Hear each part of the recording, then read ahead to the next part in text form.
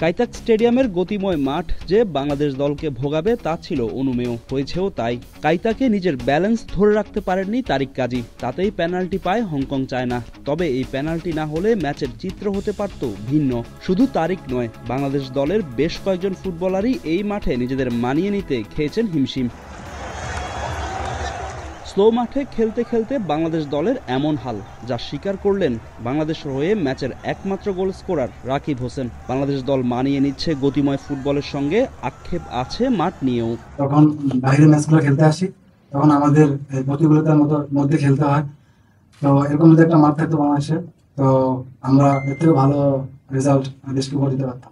Penalty নিয়ে রেফারির সিদ্ধান্তের সমালোচনা না করলেও মনে অসন্তুষ্ট রয়েছে হাবিয়ার কাবরেরার। রেফারির সিদ্ধান্ত ছিল 50-50, যা যেতে পারত বাংলাদেশের পক্ষেও। আমি ঠিকভাবে দেখিনি আসলে কি হয়েছে, তবে আমি তারিককে প্রশ্ন করেছিলাম, সে বলেছে তার পায়ে বল লেগেছে। এটি 50-50 কল ছিল, তবে আমি রেফারির সিদ্ধান্তের বিরুদ্ধে যেতে পারি না। পেনাল্টি না হলে ফলাফল অন্যরকম হতে পারত। দুই ম্যাচে ভালো করলেও ঘরের মাঠে হারের আক্ষেপ আছে রাকিবের কণ্ঠে। ভাগ্যের দায় দিলেন এই ফরওয়ার্ড। লাস্ট ম্যাচ এবং এই ম্যাচটা আমরা দুইটা ম্যাচই অনেক ভালো খেলছি। যদি আমাদের লাক ফেভার করতো তাহলে প্রথম ম্যাচটা আমরা ড্র করতে পারতাম এবং এই ম্যাচটা আমরা জিততে পারতাম।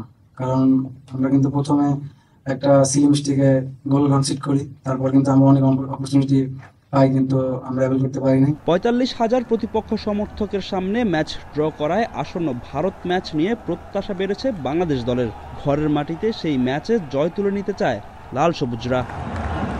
ফাহিম ইসলাম, সময় সংবাদ, হংকং, চায়না।